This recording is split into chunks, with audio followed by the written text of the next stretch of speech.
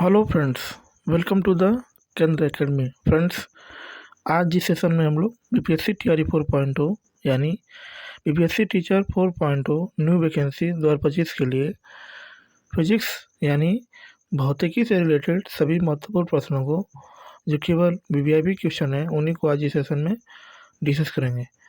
ये सारे प्रश्न आपके एग्जाम के दृष्टिकोण से यानी बीपीएससी टीआरई 4.2 के दृष्टिकोण से काफ़ी इंपॉर्टेंट होंगे।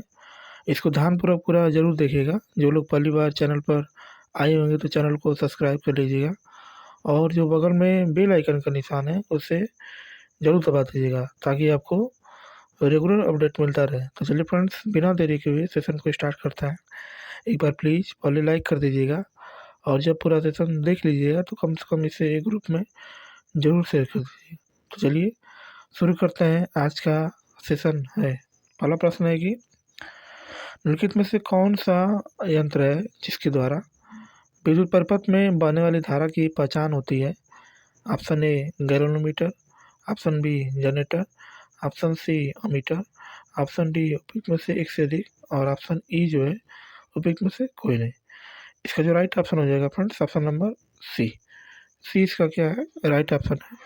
विद्युत परिपथ में हम लोग अमीटर के द्वारा जो है जान सकते हैं कि धारा आ रही है कि नहीं आ रही है। ठीक है, इसको हम लोग देख सकते हैं। इसका डिस्कस, अमीटर एक ऐसा यंत्र है जिसके द्वारा विद्युत परिपथ में बहने वाली धारा को मापा जाता है।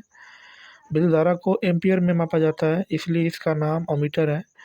गैल्वेनोमीटर का उपयोग छोटे विद्युत प्रवाह का पता लगाने या उसके परिमाण को मापने में किया जाता है और जनरेटर यांत्रिक ऊर्जा को विद्युत ऊर्जा में बदलने का कार्य करता है। ठीक है, चलिए आगे आगे हमारा प्रश्न है कि आगे निम्नलिखित में से आपेक्षिक घनत्व के लिए सही इकाई चुना है। ऑप्शन ए किलोग्राम प्रति सेंटीमीटर, ऑप्शन बी मात्रक विहीन, ऑप्शन सी किलोग्राम प्रति घन मीटर, ऑप्शन डी उपयुक्त में से एक से अधिक और ऑप्शन ई जो है उपयुक्त में से कोई नहीं। इसका जो राइट ऑप्शन हो जाएगा friends, option number B. B इसका क्या है, राइट ऑप्शन है। यानी ये जो है मात्रक विहीन होता है, इसका कोई मात्रक नहीं होता है। ठीक है, इसका ऑप्शन जो है गलत दिया फ्रेंड्स। आपेक्षिक घनत्व को किसी पदार्थ के घनत्व और पानी के घनत्व के अनुपात के रूप में परिभाषित किया जाता है। चूँकि आपेक्षिक घनत्व समान मात्राओं का अनुपात होता है और ये एक आयामहीन मात्रा है और इसका कोई इकाई नहीं होता है, अतः जो विकल्प हमारा ई नहीं सही है बल्कि कौन सही है, बी सही है। इसका कोई मात्रक नहीं होता है। ठीक है, आगे हमारा प्रश्न है कि ध्वनि के मापन की इकाई को कहा जाता है। Option A volt, option B watt, option C ampere, option D उपयुक्त में से एक से अधिक और ऑप्शन ई जो है उपयुक्त में से कोई नहीं। इसका जो राइट ऑप्शन हो जाएगा फ्रेंड्स, ऑप्शन नंबर ए। क्योंकि जो ध्वनि की जो मापने की जो इकाई होती है इसको हम लोग किस में नापते हैं, तो डेसिबल में नापते हैं। इसका हम लोग डिस्कस दे सकते हैं फ्रेंड्स। ध्वनि की मापक इकाई डेसिबल होती है जबकि शक्ति को मापन की इकाई वाट और एम्पियर विद्युत धारा की मापन की इकाई होती है। अतः इसका जो उत्तर होगा उपयुक्त में से कोई नहीं होगा। ठीक है, चलिए आगे हमारा नेक्स्ट प्रश्न है कि हवा में नमी मापने के लिए निम्नलिखित में से किस उपकरण का उपयोग किया जाता है। Option A aerometer, option B hydrometer, option C hygrometer और ऑप्शन डी उपयुक्त में से एक से अधिक और ऑप्शन जो ई होगा उपयुक्त में से कोई नहीं। इसका जो राइट ऑप्शन हो जाएगा फ्रेंड्स, ऑप्शन नंबर सी। हवा में अगर आपको नमी नापना है तो आप लोग किसका यूज करेंगे, हाइग्रोमीटर का यूज करेंगे। ठीक है, आगे इसका हम लोग डिस्कस दे सकते हैं फ्रेंड्स। हवा में नमी मापने के लिए हाइग्रोमीटर का यानी आर्द्रता मापी का उपयोग किया जाता है।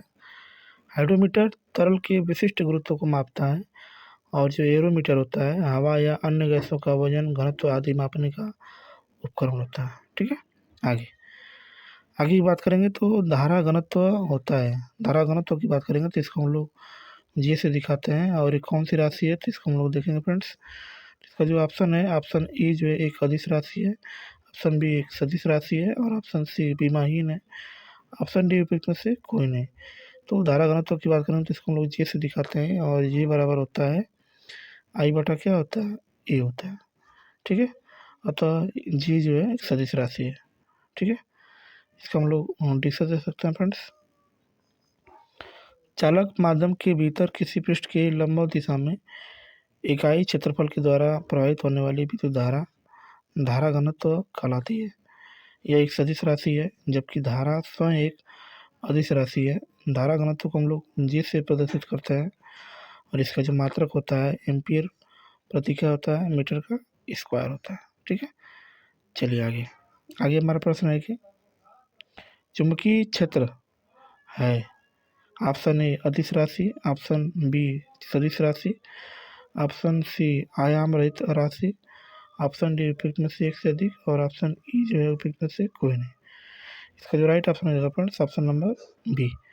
चुंबकीय क्षेत्र जो होता है ये कौन सी राशि है, तो एक सदिश राशि है। ठीक है, इसको हम लोग देख सकते हैं फ्रेंड्स।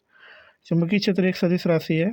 वैसी भौतिक राशियाँ जिनके परिमाण के साथ साथ साथ दिशा और निर्मित होती है और जो योग के निश्चित नियमों के अनुसार जोड़ी जाती है उन्हें सदिश राशि कहते हैं। जैसे त्वरण हो गया, विस्थापन हो गया, वेग हो गया, है ना, बल हो गया, ये सब क्या है, सदिश राशि है। चुंबकीय क्षेत्र विद्युत धाराओं और चुंबकीय सामग्री का चुंबकीय प्रभाव है।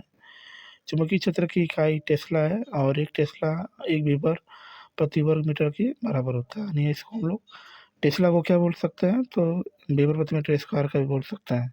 और ये जिस पद्धति में इसका मात्रक है उसको हम लोग क्या बोलते हैं, एसआई पद्धति बोलते हैं। ठीक है, आगे आगे हमारा प्रश्न है कि निम्नलिखित में से कौन सा सबसे कम घर्षण बल करता है।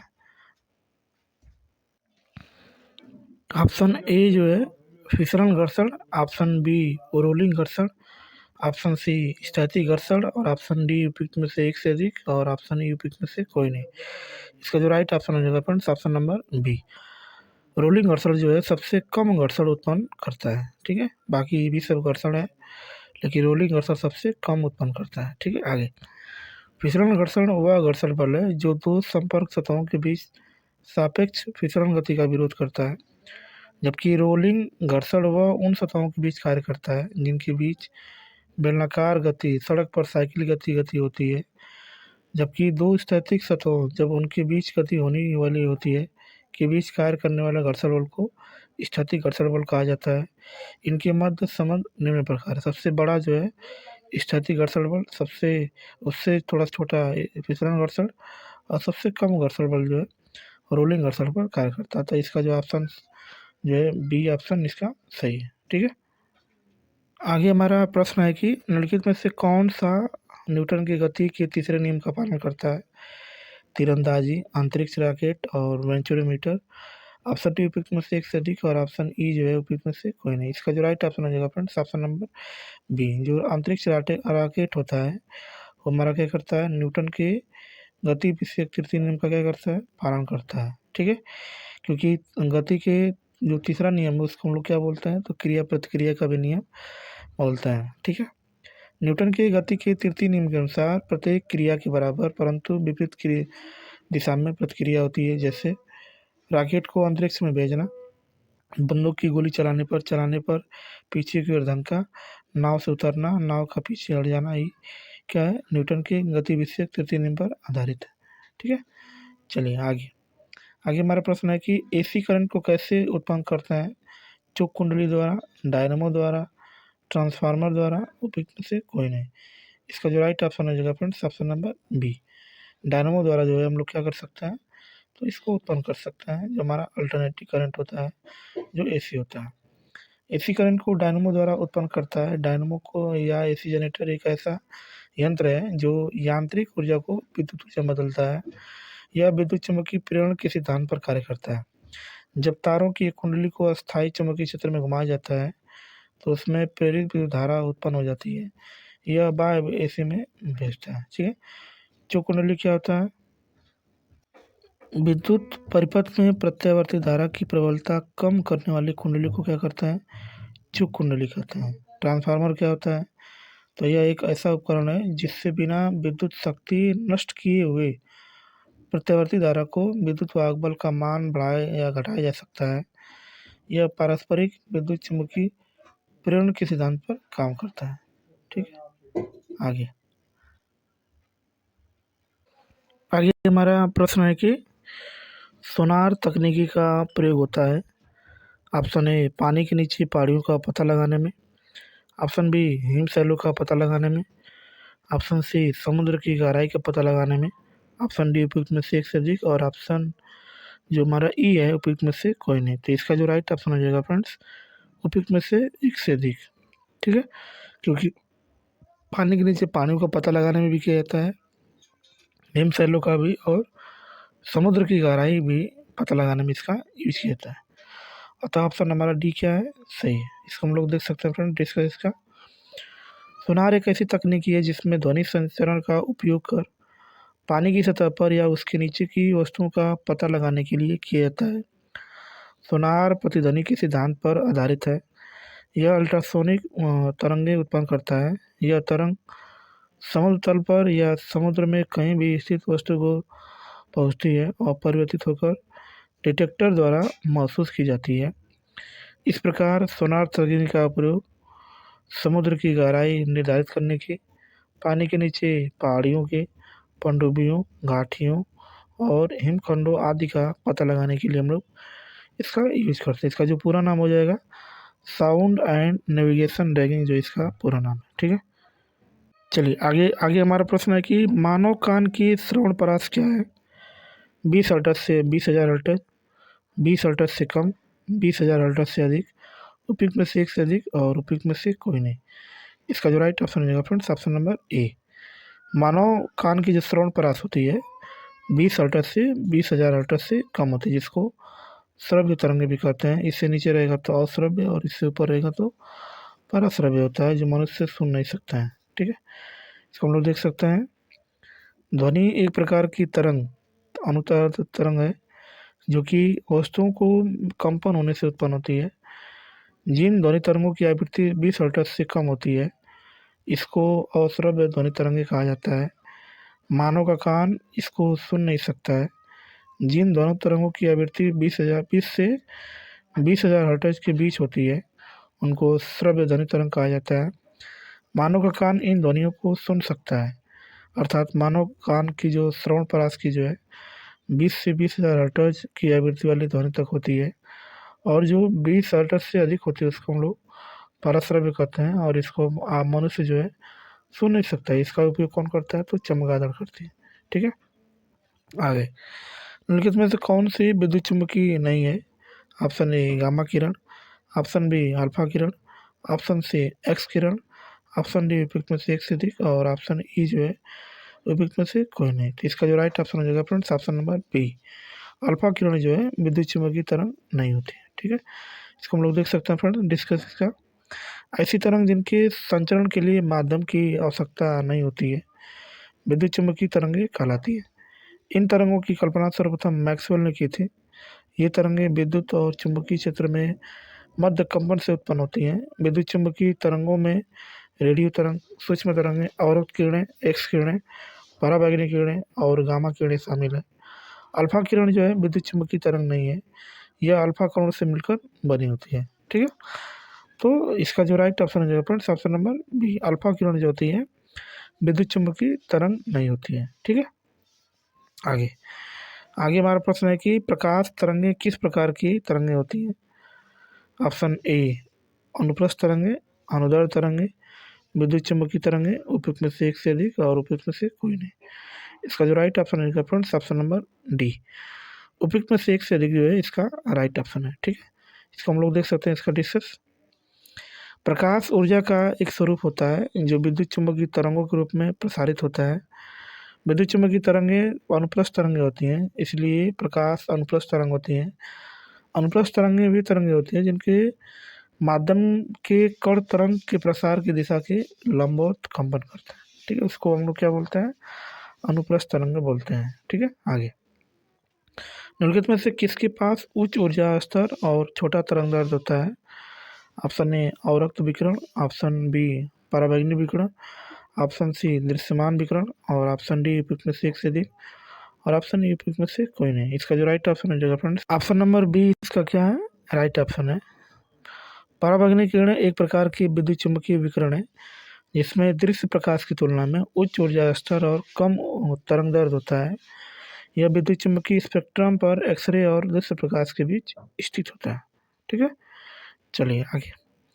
आगे हमारा प्रश्न है कि पोर्सिलीन मग में गर्म चाय पीना सुविधाजनक होता है स्टील के गिलास की तुलना में, क्योंकि पोर्सिलीन मग में हैंडल होता है, पोर्सिलीन ऊष्मा का कुचालक होता है, स्टील के गिलास में चाय तेजी से ठंडी हो जाएगी। उपयुक्त में से एक से अधिक और उपयुक्त में से कोई नहीं। इसका जो राइट ऑप्शन हो जाएगा friends option number B. Porcelain जो होता है ऊष्मा का क्या होता है, कुचालक होता है, इसलिए उसमें चाय पीना बहुत सुविधाजनक होता है।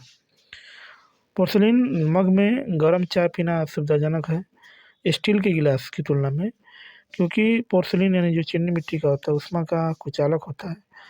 जो पदार्थ ऊष्मा को अपने अंदर से गुजरने देता है वे ऊष्मा के सुचालक कहलाते हैं, जैसे स्टील का गिलास, तांबा, चांदी इत्यादि।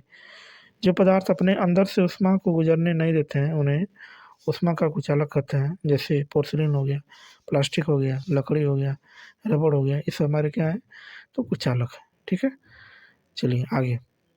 आगे हमारा प्रश्न है कि लेंस के नियम की व्युत्पत्ति के निम्न में से किस संरक्षण का उपयोग किया जाता है। ऑप्शन ए संवेग, ऑप्शन बी चुंबकत्व, ऑप्शन सी आवेश, ऑप्शन डी उपयुक्त में से एक से अधिक और ऑप्शन ई जो है उपयुक्त में से कोई नहीं। इसका जो राइट ऑप्शन रहेगा फ्रेंड्स ऑप्शन नंबर ए, उपयुक्त में से कोई नहीं, इसका ऑप्शन सही है। लेंस का नियम ऊर्जा संरक्षण नियम पर आधारित है। इसका तात्पर्य है कि गतिशील चुंबक द्वारा सामना किए जाने वाले प्रतिकूल बल के विरुद्ध कार्य पूरा करने में यांत्रिक ऊर्जा अवशोषित हो जाती है और इसे विद्युत ऊर्जा में बदल दिया जाता है, जिसके कारण सोलेनॉइड में क्या होती है, धारा प्रवाहित होती है। ठीक है, चलिए आगे। आगे हमारा प्रश्न है कि अधिक ऊंचाई पर उबलते हुए पानी में सब्जियां पकने में अधिक समय लेती हैं, क्योंकि इसका मुख्य कारण क्या है। ऊंचे स्थान पर पानी ज़्यादा तापक्रम पर उबलता है और ऑप्शन जो बी हमारा है, ऊंचाई बढ़ने पर उबलते हुए पानी का तापक्रम बढ़ जाता है।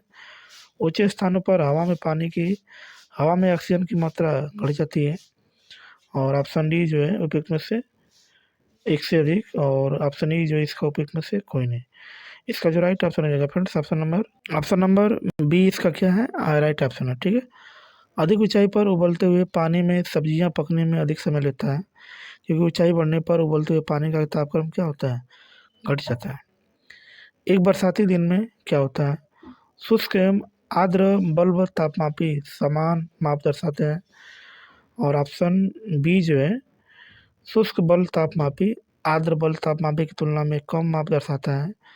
शुष्क बल तापमापी आर्द्र बल्ब तापमापी की तुलना में से ज़्यादा माप दर्शाता है। ठीक है, और ऑप्शन नंबर जो डी है उपयुक्त में से एक से अधिक और ऑप्शन ई जो है उपयुक्त में से कोई नहीं।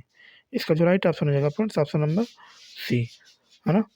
शुष्क बल तापमापी आर्द्र बल की तुलना में ज़्यादा माप दर्शाता है। ठीक है, इसको हम लोग देख सकते हैं डिस्प्ले इसका। शुष्क एवं आर्द्र बल तापमापी का उपयोग आमतौर पर परीक्षण प्रयोगशाला और कपड़ा मिल के में सापेक्ष आर्द्रता को मापने के लिए किया जाता है।